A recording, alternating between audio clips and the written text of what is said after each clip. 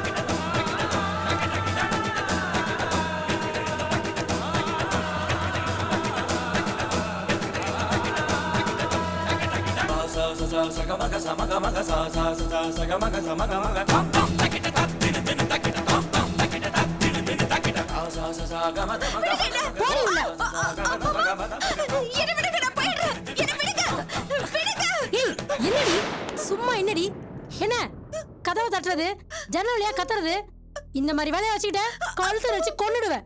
உடம்புல உயிர் இருக்காது. வாயை முடிட்டு சும்மா அமைதியா உட்காந்துரு. ஏதாவது சத்தம் போட்டு வச்சுக்கோ, அவ்வளவுதான். நீ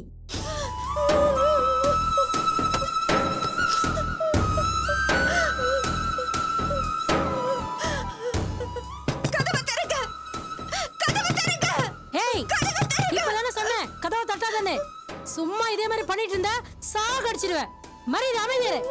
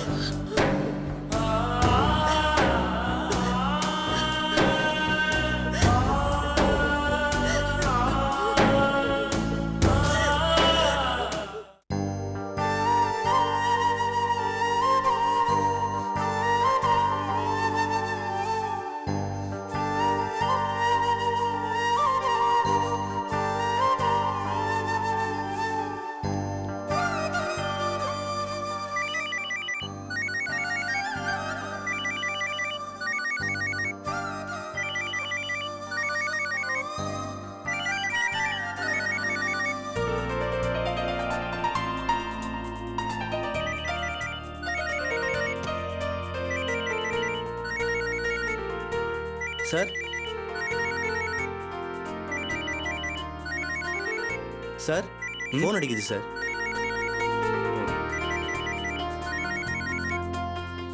ஹலோ ஹலோ, நான் தான் தர்ஷினி பேசுறேன். யாரு? நான் தான் பிரியதர்ஷினி பேசுறேன். ஓ சொல்லு Darshini. Many more happy returns of the day. Thanks. ஏன் உங்க வாய்ஸ் இவ்வளோ டல்லா இருக்கு?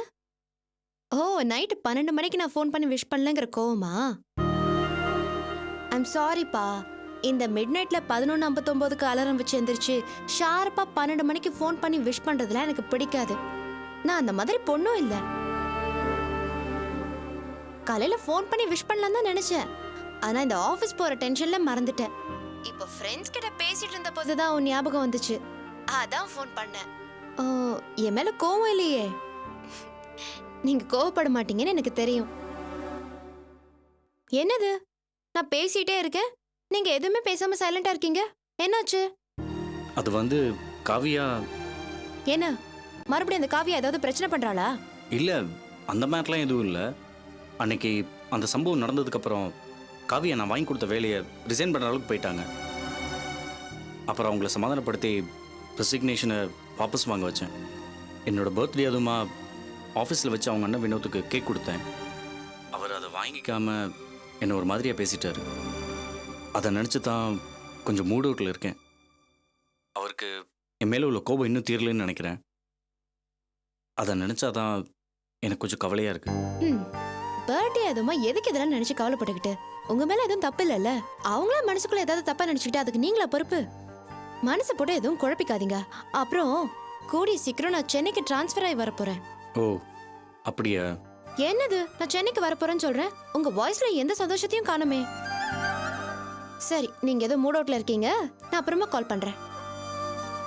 ஓகே, பாய். என்னடி உண்மை சாமியார் மாதிரி பேசுறாரு? அதானே, என்னடி இப்படி பேசிக்கிறீங்க? புதுசா கல்யாணம் ஆக போற ஜோடிங்க லவ் மூட்ல கிக்கா ஏதாவது பேசுவீங்க, லவுட் ஸ்பீக்கர் போட்டா காவியா கற்பனைன்னு பேசிட்டு இருக்கீங்க. யாரடி அந்த காவியா? நந்தி மாதிரி குறுக்க. அதாண்டி, நிச்சயதார்த்த அன்னைக்கு குடும்பத்தோட ஒருத்தி வந்து பிரச்சனை பண்ணான்னு சொன்னல, அவதாண்டி அது. பாவம்ப்பா அந்த பொண்ணு. என்னடி பாவம்? அவளாவே ஒன் சைடுல மனசுல ஆசையை வளர்த்துக்கிட்டா யார் என்ன பண்ண முடியும்? ஏன்பா, நான் கேக்குறேனே தப்பா நினைக்காத. தான் வீட்ல காதலிச்சது சொல்லி குடும்பத்தோட நிச்சயதார்த்தத்துக்கு வந்திருந்தான்னு சொன்னேன்.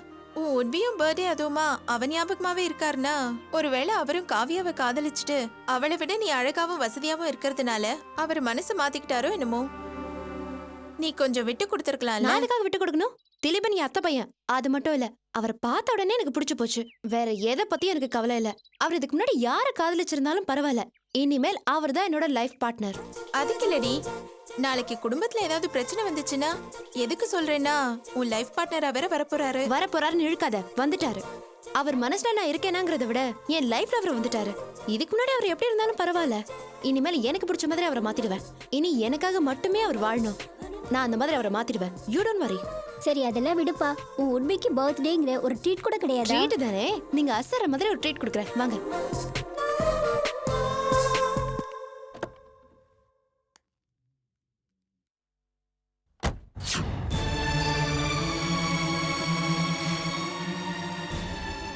எல்லாம் நடிப்புங்க. என்ன சிவகாமி இப்படி பேசுற? உயிருக்கு போராடிட்டு இருந்தவங்களை காப்பாத்திருக்காங்க, நீ ரொம்ப ஈஸியா என்னமோ அதெல்லாம் நடிப்பு அப்படிங்கிற. அந்த பொம்பளை பத்தி உங்களுக்கு தெரியாதுங்க. அவ வேணும்னே இப்படி ஒரு நாடகம் ஆடுறா. நீங்க யாரும் அவளை போய் பார்க்க கூடாது. என்னம்மா இது? இந்த மாதிரி நேரத்துல இப்படி பேசுறீங்க? உயிருக்கு ஆபத்தான நிலைமையில இருந்து காப்பாத்திருக்காங்க. ஒரு வாட்டி போய் ஹாஸ்பிட்டல்ல பாத்துட்டு வந்தலான்னு கேட்டா வேணாம்னு சொல்றீங்க. ஐயோ ஐயோ ஐயோ, உங்க யாருக்கும் அந்த குடும்பத்தை பத்தியும் அந்த பொம்பளை பத்தியும் சரியாவே புரிய மாட்டேங்குதே. அவ வேணும்னே அவ மேல இருக்க வெறுப்பும் விரோதமும் மறைஞ்சு நாம எல்லாரும் அவ மேல பரிதாபப்படணுங்கிறதுக்காக இப்படி ஒரு நாடகம் ஆடுறா. அத்தை சொல்றது ரொம்ப கரெக்டுங்க. அந்த அம்மாவோட கொஞ்ச நாள் பழகுனதை வச்சு சொல்றேன், அவங்க சரியான சுயநலவாதி தான். நான் தான் அந்த குடும்பத்தை பத்தி சரியா தெரிஞ்சுக்காம அர்ச்சனாவோட வாழ்க்கையை நாசம் பண்ணிட்டேன்.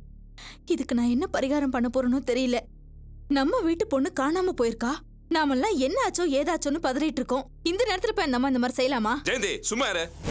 அம்மா தான் ஏதோ பேசுறாங்கன்னா நீயும் பேசிட்டே இருக்க. இல்லங்க, அத்தை கொஞ்ச நேரம் சொல்றது சும்மா இருக்கியா? ஏய், எதுக்குடா அவளை அடக்குற? நம்மளை விட ஜெயந்திக்கு தானே அந்த குடும்பத்தை பத்தி நல்லா தெரியும். கொஞ்ச நாள் அவங்க கூட பழகிருக்கால. நீங்க யாரும் அந்த பொம்பளை போய் பார்க்க கூடாது. அதை விட நம்ம எல்லாரும் திருச்சிக்கு போவோம்.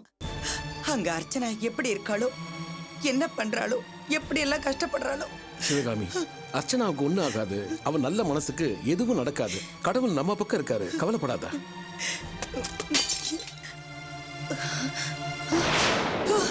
ஐயோ ஐயோ ஐயோ, என் பொண்ணு போட்டோ கீழே விழுந்து உடைச்சு கிடக்குதுங்க. ஐயோ, என் பொண்ணுக்கு என்ன எதுக்குமா டென்ஷன் ஆவற? பூனை ஏதாவது தட்டி விட்டு இருக்குமா? ஏண்டா, இத்தனை வருஷம் வராத பூனை இப்ப எப்படி திடீர்னு வந்து தட்டி விட்டுது? ஐயோ, என் பொண்ணுக்கு என்னமோ நடந்துருச்சு. ஐயோ, இல்ல நானே போறேங்க. நானே திருச்சிக்கு போய் என் பொண்ணை தேடி கண்டுபிடிச்சுக்கிறேங்க. நானே தேடி கண்டுபிடிச்சுக்கிறேன். இல்ல, இனிமே உன்னை நம்பி பிரயோஜனம் இல்லடா. நானே திருச்சிக்கு போறேன், என் பொண்ணை தேடி கண்டுபிடிச்சுக்கிறேன். அத்தை, நீங்க மட்டும் போய் தேட வேண்டாம். நான் செஞ்ச பாவத்துக்கு பரிகாரமா வாங்க நம்ம 2 பேரும் சேர்ந்து தேடலாம். ஜெயந்தி கொஞ்ச நேரம் சும்மா இருக்கியா? அம்மா, மாப்பிள்ள கிட்ட இன்னைக்கு கூட பேசணுமா? அர்ச்சனா இருக்கிற இடத்த தெரிஞ்சுட்டாராம். எப்படியும் கண்டுபிடிச்சு இல்லன்னு சொல்லிருக்காரு. அதுக்குள்ள நீ திருச்சிக்கு போய் என்ன பண்ண போற? ஆமாம்மா, உங்க உடம்பு இருக்கிற நிலைமையில எதுக்குமா தேவையில்லாம ஏய், அலையறீங்க? என்னடி பேசுற? நீ படிச்சவ, உனக்கு உலகம் தெரியும். அவளுக்கு இந்த வீடு தானடி உலகம். அவளுக்கு வேற எதுவுமே தெரியாது. ஐயோ. ஆமா, இப்ப அவளை எங்கன்னு போய் எப்படி தேடுவ? ஏங்க, திருச்சியில நமக்கு சொந்தக்காரங்க இல்ல, அவங்க கிட்ட சொல்லி தேடி கண்டுபிடிக்க சொல்லுவேன். இத பாரு, சும்மா பாசத்துல உணர்ச்சி வசப்பட்டு பேசாத. அதான் அவன் சொல்றான்ல, மாப்பிள்ள அர்ச்சனா இருக்கிற இடத்த தெரிஞ்சுக்கிட்டாரு, கூடிய சீக்கிரத்துல கண்டுபிடிச்சு கொண்டு வந்துருவாருன்னு. யாரு அவனா? அவன் பேச்ச நம்பணும். கடைசி வரைக்கும் நம்ம கூட தேடி கண்டுபிடிக்க முடியாதுங்க. நீங்க யாரும் வர வேணாம், நான் ஒண்டி அளவே போய் தேடி கண்டுபிடிச்சுக்கிறேன் என் பொண்ணு. இன்னைக்கு ஒரு நாள் வெயிட் பண்ணு. நாளைக்குள்ள மாப்பிள்ள கண்டுபிடிக்கலன்னு வைய, நானே திருச்சிக்கு போறேன். என் ஃப்ரெண்ட்ஸ் மூலமா அர்ச்சனாவை தேடி கண்டுபிடிக்கிறேன். நீ கவலைப்படாதமா, வாமா, போடுமா, வா, வாம்மா. கூட்டிட்டு போமா, போமா. அழாதம்மா. ஜெயந்தி, அந்த கண்ணாடி எல்லாம் கிளீன் பண்ணு.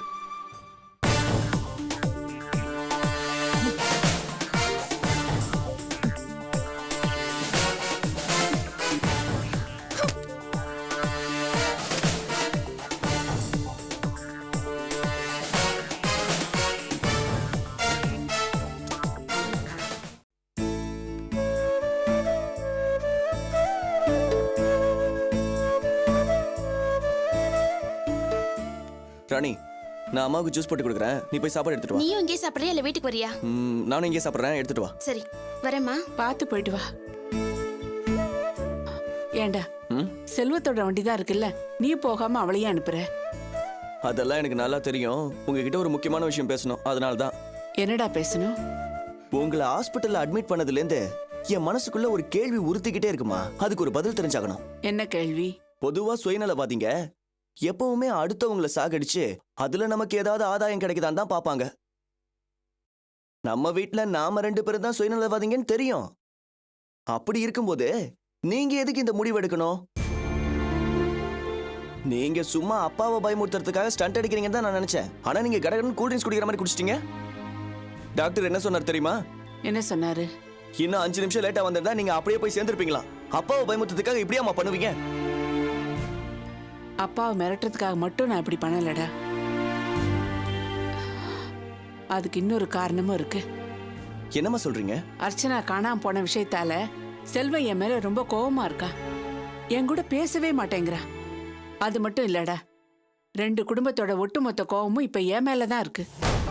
நாளைக்கே அர்ச்சனாவுக்கு ஏதாவது ஒண்ணு ஆகி அவ திரும்பி வராமலே போயிட்டா, எல்லாரு கோவமும் என் மேல இன்னும் அதிகமாயிடும். இப்ப நான் இப்படி பண்ணிட்டதுனால எல்லாருக்கும் என் மேல கோவம் குறைஞ்சி கொஞ்சம் சமாதானம் ஆயிடுவாங்கல்ல. மத்தவங்கள பத்தி எனக்கு கவலை இல்லடா. செல்வம் என்ன தப்பா நினைக்க கூடாது. நான் இப்ப தற்கொலைக்கு முயற்சி பண்ண விஷயம் செல்வத்துக்கு தெரிஞ்சதுன்னா சுத்தமா ஆடி போயிடுவான். அவனுக்கு என் மேல இருக்கிற கோவமும் போயிடும். அவன் என்ன தப்பா நினைக்க மாட்டான். அதுக்காக தாண்டா இப்படி பண்ணுனேன். ஐயோ அம்மா, நான் கூட நீங்க எங்க முட்டாள்தனமா யோசிச்சீங்களோன்னு நினைச்சேன்.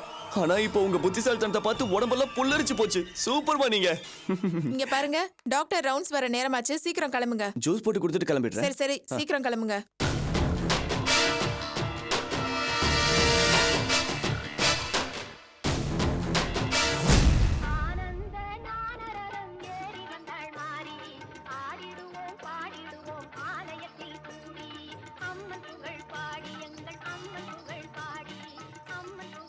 வாங்கோமா, அர்ச்சனாவை பத்தி ஏதாவது தகவல் தெரிஞ்சதா?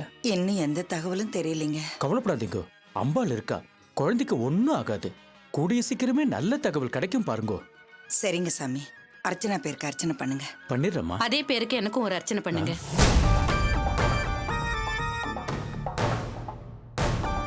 கொடுங்க சாமி, என் பொண்ணு பேருக்கு மத்தவங்க யாரும் அர்ச்சனை பண்ண வேண்டியதில்லை. நான் கொடுத்துருக்கேன்ல, இதுக்கே பண்ணுங்க. அம்மா, உங்க பொண்ணு காணாம போனதுல இருந்து இன்னைக்கு தான் நீங்க அர்ச்சனை பண்ண வந்திருக்கேள். ஆனா உங்க சம்மந்தி அம்மா அர்ச்சனா காணாம போன நாள்ல இருந்து தினம் வந்து அர்ச்சனை பண்ணிட்டு இருக்கா.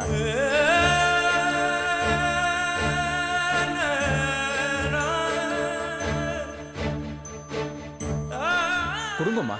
ஓம் தேவே நமஹ, ஓம் துர்காயே நமஹ, ஓம் திரிபுவனேஸ்வரியே நமஹ.